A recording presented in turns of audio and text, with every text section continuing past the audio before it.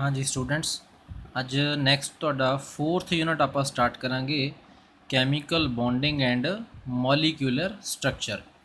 ਜਿਹੜੇ डिफरेंट मॉलीक्यूल्स ਹੁੰਦੇ ਨੇ ਉਹਨਾਂ ਦੇ ਵਿੱਚ ਆਪਸ 'ਚ ਕੈਮੀਕਲ ਬੌਂਡ ਕਿਹੋ ਜਿਹੇ ਹੁੰਦੇ ਆ ਤੇ ਕੈਮੀਕਲ ਬੌਂਡ ਕਿਹਨੂੰ ਕਹਿ ਦਿੰਦੇ ਆ ਤੇ ਕੈਮੀਕਲ ਬੌਂਡ ਬਣਨ ਤੋਂ ਬਾਅਦ ਫਿਰ ਉਹਨਾਂ ਦੀ ਸਟਰਕਚਰ ਜਿਹੜੀ ਆ ਮੋਲੀਕਿਊਲਸ ਦੀ ਕਿਹੋ ਜਿਹੀ ਹੋ ਜਾਂਦੀ ਹੈ। ਇਹ ਸਾਰਾ ਕੁਝ ਆਪਾਂ ਇਸ ਚੈਪਟਰ ਦੇ ਵਿੱਚ ਡਿਸਕਸ ਕਰਾਂਗੇ। ਸੋ ਇਹਦੇ 'ਚ ਸਭ ਤੋਂ ਪਹਿਲਾਂ ਤਾਂ ਆਪਾਂ ਕੈਮੀਕਲ ਬੌਂਡ ਦੇ ਬਾਰੇ ਹੀ ਡਿਸਕਸ ਕਰਾਂਗੇ ਕਿ ਕੈਮੀਕਲ ਬੌਂਡ ਕਹਿ ਕਿਹਨੂੰ ਦਿੰਦੇ ਆ ਆਪਾਂ।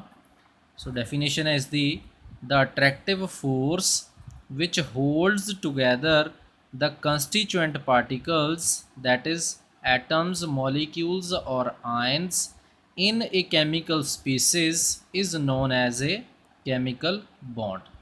constituent particles ਜਿਹੜੇ ਹੈ ਇਹਨਾਂ ਤਿੰਨਾਂ ਦੇ ਕੰਬੀਨੇਸ਼ਨ ਨੂੰ constituent particle ਇੱਕ ਸਿੰਗਲ ਨਾਮ ਦੇ ਦਿੱਤਾ ਜਾਂਦਾ ਹੈ। ਐਟਮਸ, ਮੋਲੀਕਿਊਲਸ ਤੇ ਜਿਹੜੇ ਆਇਨਸ ਹੁੰਦੇ ਆ ਤਿੰਨਾਂ ਨੂੰ ਇਕੱਠੇ ਹੀ ਇੱਕ ਨਾਮ ਦਿੱਤਾ ਜਾਂਦਾ ਹੈ, ਮਤਲਬ constituent particles। ਕਹਿੰਦੇ ਉਹ ਅਟਰੈਕਟਿਵ ਫੋਰਸ ਜਿਹੜੀ ਕਿ ਕੰਸਟੀਚੂਐਂਟ ਪਾਰਟੀਕਲਸ ਨੂੰ ਆਪਸ ਦੇ ਵਿੱਚ ਬੰਨ੍ਹ ਕੇ ਰੱਖਦੀ ਹੈ। ਕਿਸੇ ਵੀ ਕੈਮੀਕਲ ਸਬਸਟੈਂਸ ਦੇ ਵਿੱਚ, ਕੋਈ ਵੀ ਕੈਮੀਕਲ ਸਬਸਟੈਂਸ ਜਿਹਦੇ ਵਿੱਚ ਚਾਹੇ ਐਟਮਸ ਨੇ ਜਾਂ ਮੋਲੀਕਿਊਲਸ ਨੇ ਜਾਂ ਆਇਨਸ ਨੇ, ਇਹਨਾਂ ਤਿੰਨਾਂ ਨੂੰ ਹੀ ਆਪਸ ਦੇ ਵਿੱਚ ਜਿਹੜੀ ਅਟਰੈਕਟਿਵ ਫੋਰਸ ਬੰਨ੍ਹ ਕੇ ਰੱਖਦੀ ਹੈ, ਉਸ ਅਟਰੈਕਟਿਵ ਫੋਰਸ ਨੂੰ ਕੈਮੀਕਲ ਬੌਂਡ ਦਾ ਨਾਮ ਦਿੱਤਾ ਜਾਂਦਾ ਹੈ। ਨੈਕਸਟ ਫਿਰ ਇਹ ਕੁਐਸਚਨ ਅਰਾਈਜ਼ ਹੋ ਜਾਂਦਾ ਹੈ ਕਿ ਕੈਮੀਕਲ ਬੌਂਡ ਬਣਦੇ ਕਿਉਂ ਹੈ। ਕੈਮੀਕਲ ਬੌਂਡ ਉਦੋਂ ਹੀ ਬਣਦਾ ਜਦੋਂ ਇੱਕ ਐਲੀਮੈਂਟ ਕਿਸੇ ਦੂਜੇ ਐਲੀਮੈਂਟ ਦੇ ਨਾਲ ਕੰਬਾਈਨ ਹੁੰਦਾ, ਤਾਂ ਫਿਰ ਇਹ ਜਿਹੜੇ ਐਲੀਮੈਂਟਸ ਨੇ ਜਾਂ ਉਹਨਾਂ ਦੇ ਜਿਹੜੇ ਐਟਮਸ ਨੇ ਉਹ ਆਪਸ 'ਚ ਕੰਬਾਈਨ ਕਿਉਂ ਹੁੰਦੇ ਆ, ਕਿਆ ਰੀਜ਼ਨ ਹੁੰਦਾ ਹੈ ਕਿ ਉਹਨਾਂ ਨੂੰ ਕੰਬੀਨੇਸ਼ਨ ਕਰਨ ਦੀ ਜ਼ਰੂਰਤ ਪੈਂਦੀ ਹੈ। ਸੋ ਨੈਕਸਟ ਕੁਐਸਚਨ ਇਹੀ ਹੈ, ਵਾਈ ਡੂ ਐਟਮਸ ਕੰਬਾਈਨ, ਕਿ ਜਿਹੜੇ ਡਿਫਰੈਂਟ ਐਟਮਸ ਮਿਲ ਕੇ ਮੋਲੀਕਿਊਲਸ ਬਣਾਉਂਦੇ ਆ, ਉਹ ਐਟਮਸ ਆਪਸ 'ਚ ਕੰਬਾਈਨ ਹੁੰਦੇ ਕਿਉਂ ਹੈ, ਕਿਉਂ ਜ਼ਰੂਰਤ ਪੈਂਦੀ ਹੈ ਉਹਨਾਂ ਨੂੰ। ਇਹ ਟੌਪਿਕ ਮੈਂ ਤੁਹਾਨੂੰ ਪਹਿਲਾਂ ਵੀ ਦੱਸਿਆ ਸੀ ਲਾਸਟ ਚੈਪਟਰ ਦੇ ਵਿੱਚ ਕਿ ਪੀਰੀਓਡਿਕ ਟੇਬਲ ਦੇ ਵਿੱਚ ਸਿਰਫ ਔਰ ਸਿਰਫ ਇੱਕ ਨੋਬਲ ਗੈਸਿਸ ਜਿਹੜੀਆਂ ਨੇ, 18ਵਾਂ ਗਰੁੱਪ ਹੈ ਜਿਹੜਾ ਹੀਲੀਅਮ, ਨਿਓਨ, ਆਰਗਨ, ਕ੍ਰਿਪਟਨ, ਜ਼ੀਨੋਨ, ਰੇਡਾਨ। ਸੋ ਇਹ ਨੋਬਲ ਗੈਸਿਸ ਹੀ ਇੱਕ ਇਹੋ ਜਿਹੇ ਐਲੀਮੈਂਟਸ ਹੈ ਜਿਹੜੇ ਬਿਲਕੁਲ ਸਟੇਬਲ ਹੈ, ਜਿਨ੍ਹਾਂ ਦੀ ਇਲੈਕਟ੍ਰੋਨਿਕ ਕਨਫੀਗਰੇਸ਼ਨ ਜੋ ਹੈ ਉਹ ਬਿਲਕੁਲ ਐਨ ਐਗਜ਼ੈਕਟ ਫੁੱਲੀ ਫਿਲਡ ਹੁੰਦੀ ਹੈ। ਸਾਰੇ ਦੇ ਸਾਰੇ ਜਿਹੜੇ ਔਰਬਿਟਲਸ ਉਹਨਾਂ ਦੇ ਵਿੱਚ ਜਿਵੇਂ ਜਿਵੇਂ ਵੀ ਆਉਂਦੇ ਆ ਉਹ ਫੁੱਲੀ ਫਿਲਡ ਹੁੰਦੇ ਆ। ਸੋ ਸਟੇਬਿਲਿਟੀ ਬਹੁਤ ਜ਼ਿਆਦਾ ਹੁੰਦੀ ਹੈ ਉਹਨਾਂ ਦੀ।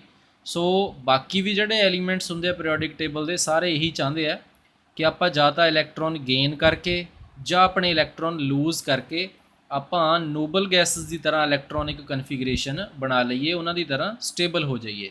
ਸੋ ਇਸੇ ਕਰਕੇ ਹੀ ਫਿਰ ਐਟਮਸ ਜਿਹੜੇ ਨੇ ਉਹ ਆਪਸ 'ਚ ਕੰਬਾਈਨ ਹੁੰਦੇ ਆ।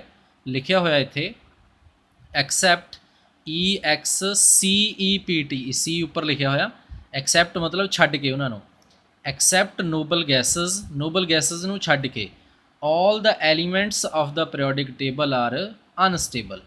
ਕਹਿੰਦੇ ਫਿਰ ਨੋਬਲ ਗੈਸਿਸ ਨੂੰ ਛੱਡ ਕੇ ਬਾਕੀ ਜਿੰਨੇ ਵੀ ਐਲੀਮੈਂਟਸ ਨੇ ਪੀਰੀਓਡਿਕ ਟੇਬਲ ਦੇ ਸਾਰੇ ਉਹ ਅਨਸਟੇਬਲ ਹੈ।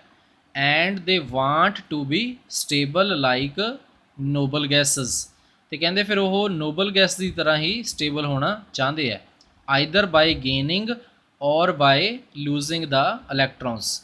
ਜਾਂ ਤਾਂ ਕਹਿੰਦੇ ਇਲੈਕਟ੍ਰੋਨਸ ਗੇਨ ਕਰਕੇ ਜਾਂ ਇਲੈਕਟ੍ਰੋਨਸ ਕਿਸੇ ਦੂਜੇ ਐਲੀਮੈਂਟ ਨੂੰ ਲੂਜ਼ ਕਰਕੇ ਜਿਹੜੇ ਐਲੀਮੈਂਟਸ ਨੇ ਪੀਰੀਓਡਿਕ ਟੇਬਲ ਦੇ ਉਹ ਸਟੇਬਲ ਹੋਣਾ ਚਾਹੁੰਦੇ ਆ। So by making bonds with one another the elements so by making bonds with another elements they become stable। ਇਸ ਤਰ੍ਹਾਂ ਕਹਿੰਦੇ ਫਿਰ ਆਪਸ 'ਚ ਇੱਕ ਦੂਜੇ ਐਲੀਮੈਂਟਸ ਦੇ ਨਾਲ ਬੌਂਡ ਬਣਾ ਕੇ ਜਿਹੜੇ ਐਟਮਸ ਨੇ ਉਹ ਸਟੇਬਲ ਹੋ ਜਾਂਦੇ ਆ। That is why atoms combine with each other, ਜਿਸ ਕਰਕੇ ਜਿਹੜੇ ਐਟਮਸ ਨੇ ਉਹ ਇੱਕ ਦੂਜੇ ਦੇ ਨਾਲ ਕੰਬਾਈਨ ਹੁੰਦੇ ਆ। ਜਿਵੇਂ ਲਾਸਟ ਚੈਪਟਰ ਦੇ ਵਿੱਚ ਮੈਂ ਤੁਹਾਨੂੰ HCl ਦੇ ਬਾਰੇ ਦੱਸਿਆ ਸੀ ਕਿ ਹਾਈਡਰੋਜਨ ਦਾ ਅਟੋਮਿਕ ਨੰਬਰ 1 ਹੈ।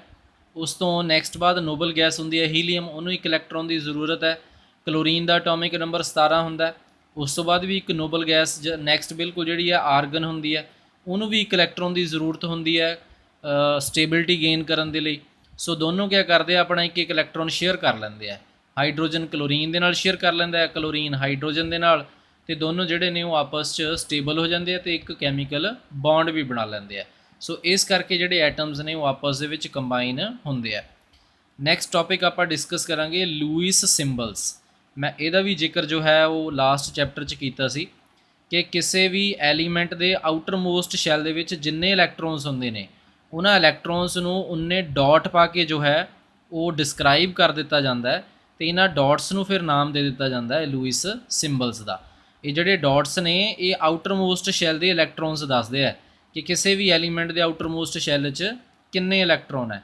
ਇਹ ਤੁਹਾਨੂੰ ਲਾਸਟ ਚੈਪਟਰ ਦੇ ਵਿੱਚ ਜੋ ਟੌਪਿਕ ਕਰਵਾਇਆ ਸੀ ਇਲੈਕਟ੍ਰੋਨੈਗੇਟਿਵਿਟੀ ਦਾ, ਉਹਦੇ 'ਚ ਤੁਹਾਨੂੰ ਇਹ ਲੂਇਸ ਸਿੰਬਲਸ ਜਿਹੜੇ ਆ ਹਾਈਡਰੋਜਨ ਤੇ ਕਲੋਰੀਨ ਦੇ ਬਣਾ ਕੇ ਦੱਸੇ ਸੀ ਤੁਹਾਨੂੰ, ਤੇ ਇਹੀ ਇੱਥੇ ਡਿਸਕਸ ਕਰਾਂਗੇ। An American chemist G.N. Lewis introduced simple notations to represent the valence electrons in an element। ਇੱਕ ਕਹਿੰਦੇ ਅਮਰੀਕਾ ਦਾ ਕੈਮਿਸਟ ਹੋਇਆ, ਕੈਮਿਸਟ ਮਤਲਬ ਕੈਮਿਸਟਰੀ ਦਾ ਸਾਇੰਟਿਸਟ ਸੀ, ਉਹ ਨਾਮ ਸੀ ਉਹਦਾ G.N. Lewis। ਉਹਨੇ ਬਹੁਤ ਸਿੰਪਲ ਇੱਕ ਨੋਟੇਸ਼ਨਸ ਜਿਹੜੀਆਂ ਇੰਟਰੋਡਿਊਸ ਕੀਤੀਆਂ ਜਿਹਦੇ ਨਾਲ ਕਿਸੇ ਵੀ ਐਲੀਮੈਂਟ ਦੇ ਵੇਲੈਂਸ ਇਲੈਕਟ੍ਰੋਨਸ, ਵੇਲੈਂਸ ਮਤਲਬ ਉਹਦੇ ਆਊਟਰ ਮੋਸਟ ਸ਼ੈਲ ਦੇ ਇਲੈਕਟ੍ਰੋਨਸ ਨੂੰ ਰਿਪਰੈਜ਼ੈਂਟ ਕੀਤਾ ਜਾ ਸਕਦਾ ਹੈ।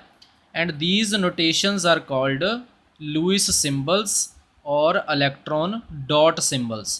ਤੇ ਜਿਹੜੀਆਂ ਇਹ ਨੋਟੇਸ਼ਨਸ ਜਿਹੜੀਆਂ ਨੇ ਇਹਨਾਂ ਨੂੰ ਨਾਮ ਦਿੱਤਾ ਉਹਨੇ ਜਾਂ ਤਾਂ ਲੂਇਸ ਸਿੰਬਲਸ ਦਾ ਜਾਂ ਫਿਰ ਉਹਨਾਂ ਨੂੰ ਇਲੈਕਟ੍ਰੋਨ ਡਾਟ ਸਿੰਬਲਸ ਵੀ ਕਹਿ ਦਿੰਦੇ ਆ।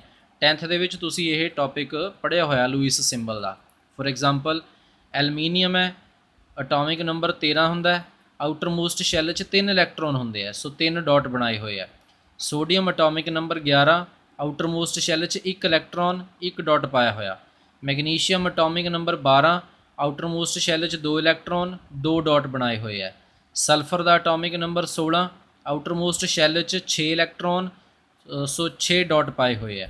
ਆਕਸੀਜਨ ਦਾ ਅਟੋਮਿਕ ਨੰਬਰ 8 ਹੁੰਦਾ ਹੈ, ਆਊਟਰ ਮੋਸਟ ਸ਼ੈਲ 'ਚ 6 ਇਲੈਕਟ੍ਰੋਨ ਹੁੰਦੇ ਆ, ਸੋ ਇਹ 6 ਡਾਟ ਬਣਾਏ ਹੋਏ ਆ। ਕਿਵੇਂ ਹੁੰਦੇ ਆ ਕਿਸੇ ਵੀ ਐਲੀਮੈਂਟ ਦੇ ਆਊਟਰ ਮੋਸਟ ਸ਼ੈਲ ਦੇ ਇਲੈਕਟ੍ਰੋਨ? ਇਹ ਤੁਸੀਂ ਕੋਈ ਵੀ ਐਲੀਮੈਂਟ ਹੈ ਉਹਦੀ ਇਲੈਕਟ੍ਰੋਨਿਕ ਕਨਫੀਗਰੇਸ਼ਨ ਲਿਖੋ, ਜੋ ਸਭ ਤੋਂ ਹਾਇਰ ਪ੍ਰਿੰਸੀਪਲ ਕੁਆਂਟਮ ਨੰਬਰ ਵਾਲੀ ਜੋ ਇਲੈਕਟ੍ਰੋਨਿਕ ਕਨਫੀਗਰੇਸ਼ਨ ਲਾਸਟ 'ਚ ਬਚ ਜਾਂਦੀ ਹੈ ਉਹਦੇ 'ਚ ਇਲੈਕਟ੍ਰੋਨ ਟੋਟਲ ਗਿਣ ਲੈਣੇ ਆ ਤੇ ਉਹ ਫਿਰ ਲੂਇਸ ਸਿੰਬਲਸ ਦੇ ਨਾਲ ਉਨੇ ਡਾਟ ਪਾ ਕੇ ਰੀਪ੍ਰਜੈਂਟ ਕਰ ਦਿੰਦੇ ਆ। ਜਿਵੇਂ ਆਪਾਂ ਚਲੋ ਮੈਗਨੀਸ਼ੀਅਮ ਦੀ ਐਗਜ਼ਾਮਪਲ ਲੈ ਲੈਂਦੇ ਹਾਂ।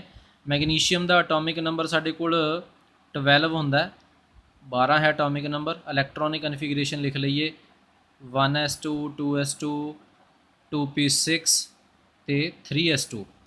ਹੁਣ ਤੁਸੀਂ ਦੇਖੋ ਹਾਇਰ ਪ੍ਰਿੰਸੀਪਲ ਕੁਆਂਟਮ ਨੰਬਰ ਹੈ 3, ਮਤਲਬ ਤੀਜੇ ਸ਼ੈਲ 'ਚ ਇਲੈਕਟ੍ਰੋਨ ਆ ਗਏ। 3 ਜੋ ਹੈ ਹਾਇਰ ਪ੍ਰਿੰਸੀਪਲ ਕੁਆਂਟਮ ਨੰਬਰ ਹੈ, ਸੋ ਇਹਦੇ 'ਚ ਇਲੈਕਟ੍ਰੋਨ ਗਿਣ ਲਏ 2 ਇਲੈਕਟ੍ਰੋਨ, ਸੋ ਇਹਦਾ ਮਤਲਬ ਮੈਗਨੀਸ਼ੀਅਮ ਦੇ ਆਊਟਰ ਮੋਸਟ ਸ਼ੈਲ 'ਚ 2 ਹੀ ਇਲੈਕਟ੍ਰੋਨ ਹੈ, ਸੋ 2 ਡਾਟ ਪਾਏ ਹੋਏ ਹੈ।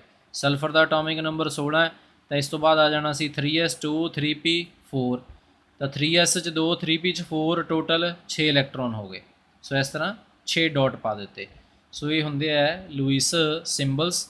ਤੇ ਅੱਜ ਦੇ ਲਈ ਤੁਹਾਡਾ ਇੰਨਾ ਹੀ ਟੌਪਿਕ ਸਹੀ ਇਹ। ਨੈਕਸਟ ਟੌਪਿਕ ਤੁਹਾਡਾ ਆਪਾਂ ਨੈਕਸਟ ਵੀਡੀਓ ਦੇ ਵਿੱਚ ਡਿਸਕਸ ਕਰਾਂਗੇ। Thank you.